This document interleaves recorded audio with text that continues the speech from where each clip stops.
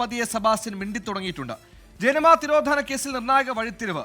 ജൈനമ്മയെ പരിചയമുണ്ടായിരുന്നുവെന്ന് Sebastian സമ്മതിച്ചു. സെബാസ്റ്റ്യന്റെ കോട്ടയത്തെ ഭാര്യ വീട്ടിൽ അന്വേഷണ സംഘം പരിശോധന നടത്തി. ഇവിടെ നിർത്തിയിട്ടിരുന്ന കാറിൽ നിന്ന് നിർണായക തെളിവുകൾ ലഭിച്ചു എന്നാണ് ഇപ്പോൾ ക്രൈംബ്രാഞ്ച് അറിയിക്കുന്നത്. മറ്റു സ്ത്രീകളുടെ തിരോധാനം കൃത്യമായ ഇടപെടലാണെന്നും അന്വേഷണ സംഘം വിലയിരുത്തുന്നുണ്ട്. കാറിൽ നിന്ന് ലഭിച്ചത് കത്തിയും ഡീസൽ വാങ്ങാനുള്ള ക്യാനുമാണ്. എന്തായാലും വലിയ അന്വേഷണത്തിലാണ്, ഊർജിത അന്വേഷണത്തിലാണ് ക്രൈംബ്രാഞ്ച്.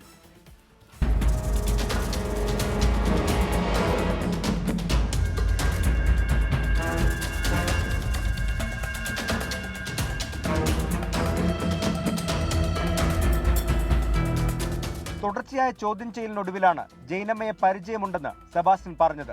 ഒരു പ്രാർത്ഥനാ സംഘത്തിൽ ഇരുവരും ഒന്നിച്ചുണ്ടായിരുന്നു. ഇവിടെ വെച്ചാണ് പരിചയപ്പെട്ടതെന്നും അന്വേഷണ സംഘം കണ്ടെത്തിയിട്ടുണ്ട്. എന്നാൽ തിരോധാനം സംബന്ധിച്ച ചോദ്യങ്ങൾക്ക് സെബാസ്റ്റ്യൻ മറുപടി പറഞ്ഞിട്ടില്ല. സെബാസ്റ്റ്യൻ നൽകുന്ന പരസ്പര വിരുദ്ധ മൊഴികൾ അന്വേഷണത്തെ വഴിതെറ്റിക്കാനാണെന്ന് പോലീസ് വിലയിരുത്തുന്നു. സാമ്പത്തിക ഇടപാടുകളെക്കുറിച്ചും വിശദമായ അന്വേഷണം നടക്കുന്നുണ്ട്.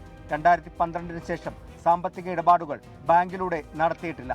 പണം കയ്യിൽ കൊണ്ടു നടന്നാണ് കാര്യങ്ങൾ നടത്തിയിരുന്നതെന്നും അന്വേഷണ സംഘത്തിന് ബോധ്യപ്പെട്ടു.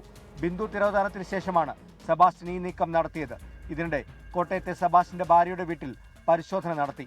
വീട്ടുമുറ്റത്തുണ്ടായിരുന്ന കാറിൽ നിന്നും കത്തിയും ഡീസൽ വാങ്ങാൻ ഉപയോഗിക്കുന്ന ക്യാനും കണ്ടെത്തി. ഇതിന്റെ ഫോറൻസിക് പരിശോധന നടന്നുവരികയാണ്. മാസങ്ങൾക്ക് മുമ്പ് സെബാസ്റ്റ്യൻ വീട്ടുമുറ്റത്ത് കൊണ്ടുവന്നിട്ടതാണ് ഈ വാഹനം. 6 വർഷത്തെ ഇടവേളയിലാണ് സ്ത്രീകളെ കാണാതായതെന്നും അന്വേഷണ സംഘം കണ്ടെത്തിയിട്ടുണ്ട്. ഇതിന്റെ പിന്നിലെ കാരണവും അന്വേഷണ സംഘം പരിശോധിക്കുന്നുണ്ട്. 24 കോട്ടയം.